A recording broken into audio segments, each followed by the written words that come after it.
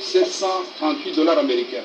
Pour le trésor public, c'est 229 793 dollars américains.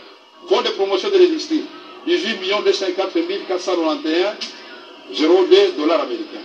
Fonds 27 272 454. Ça, c'est les 100 jours.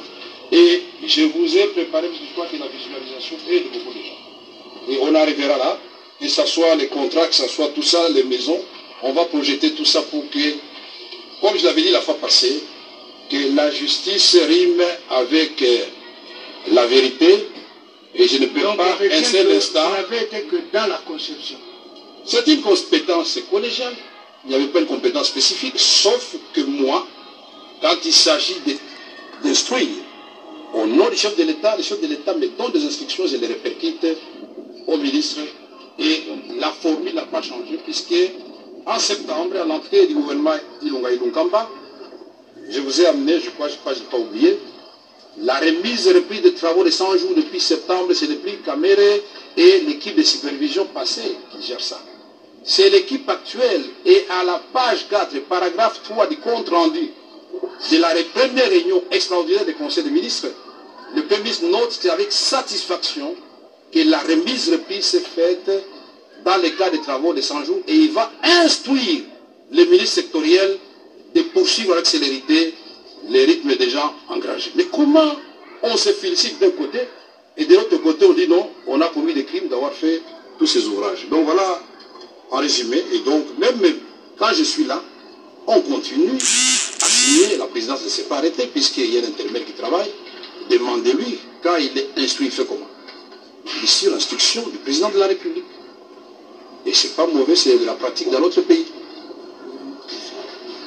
Donc vous pouvez confirmer à l'intention du tribunal que c'est à ce titre qu'en date du 11 mars 2019, vous êtes adressé au directeur général de la Direction générale de contrôle des marchés publics pour l'instruire et traiter avec célérité les dossiers relatifs aux avis de non-objection qui concerneraient il n'y a pas que cette correspondance-là. Vous confirmez cette correspondance. Vous n'allez pas répondre à ma place. Laissez-moi. Vous n'allez pas m'aider à répondre à mes questions. On vous pose des questions. Répondez aux questions du tribunal. Je voudrais vous répondre, et là où je serai bloqué, mes avocats vont intervenir. Exactement. Le tribunal fait son travail, et il le fait très bien jusqu'à présent. Laissez-moi aussi faire mon travail d'éclairer l'opinion.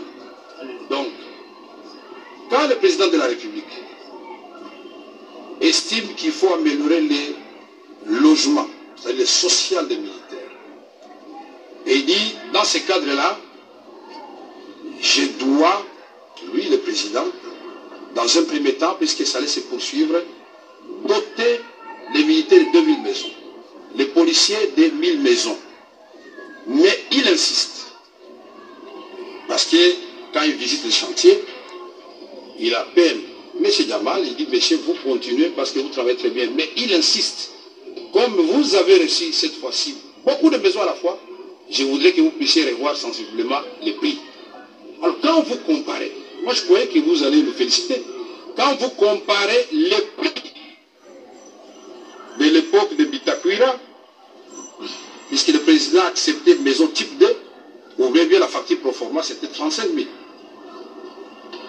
Mais M. Jamal a fait des va-et-vient au niveau de la commission des experts, jusqu'à tomber au prix de 19 000. 19 000, pas CIF, non. 19 000 clés à la main. Quand il a détourné, où il a ses facturé où? La direction générale des marchés publics, mais ça c'est la procédure légale. Le président de la République et la loi sur la passation des marchés publics prévoit les gré à gré en cas d'urgence. Mais il faut solliciter l'avis des non-objections. Mais, avant de solliciter cet avis de non-objection, en même temps, j'ai demandé à la société Osmal de transférer, disons, de déposer sa facture auprès du directeur général des marchés publics pour qu'il ait tous les éléments techniques et qu'il ait tous les loisirs d'étudier les dossiers réservés, la suite qui convient conformément à la loi. Moi, je fais mon travail de directeur de cabinet. Toutes les lettres que j'ai signées depuis que j'étais directeur de cabinet, adressées au Premier ministre au nom du chef de l'État, ou au ministre des Finances, au ministre des Budgets, tous ces paiements n'ont jamais eu lieu. Il y en a qui ont été payés, il y en a qui n'ont pas été payés. Pourquoi? Parce que les ministres des Finances et des Budgets ont l'obligation de regarder d'abord le plan des trésoreries. C'est eux, quand ils disent non, vous n'allez pas les arrêter, c'est non. C'est leur prérogative, ce n'est pas la prérogative du directeur de cabinet de l'État. Merci. Est-ce que vous pouvez indiquer à l'intention du tribunal de quelle manière vous avez procédé pour retenir les prestataires tels que Samibo? Je n'ai pas retenu Samibo. Je crois que vous m'avez très bien suivi. Il ne faut pas me faire dire ce que je n'ai pas dit, votre honneur. Oui, vous pouvez compléter sur le plus que j'avais déjà. Non, mais il n'a pas répondu. Mais sur la première question, la précision est la suivante. Au sujet du marché de 3000 maisons, il faut préciser le contexte politique. Il est lequel? Le président de la République, l'actuel, est investi. En place se trouve un gouvernement démissionnaire qui n'est pas issu des élections législatives de 2018. Donc, qui ne peut plus engager la République, sinon gérer les affaires courantes. Cela étant, vous vous trouvez dans une circonstance exceptionnelle et urgente par rapport au programme de 100 jours du chef de l'État. On a présenté longtemps ce marché comme étant un marché illégal qui ne pouvait être conclu qu'à la suite des corruptions ou certaines antivaleurs. Mais la loi le prévoit, raison pour laquelle, dans ces circonstances d'urgence, un coup d'œil a été jeté sur la loi relative au marché public que le ministère public semble n'avoir pas consulté avant d'articuler. Le marché de gré à gré n'est pas interdit. Que cela soit noté.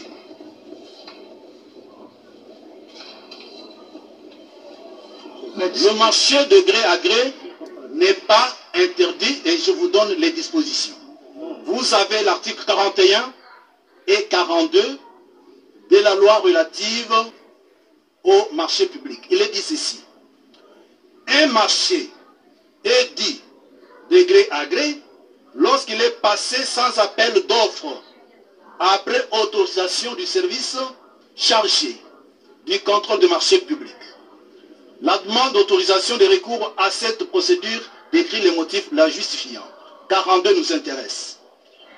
Il ne peut être passé de marché de gré à gré que dans l'un des cas suivants. Et le cas qui nous intéresse ici est au point 4. Il est dit ceci. Dans le cas d'urgence impérieuse, motivée par les circonstances imprévisibles ou des forces majeures ne permettant pas de respecter le délai prévu dans les procédures d'appel d'offres, nécessitant une intervention immédiate. Comparez le programme d'urgence de 100 jours du chef de l'État et l'achat ainsi que l'érection de 3000 maisons dans ce temps-là. Y a-t-il oui ou non urgence? Oui, il y a. Je termine. Je termine. Là n'est pas tellement la préoccupation du tribunal.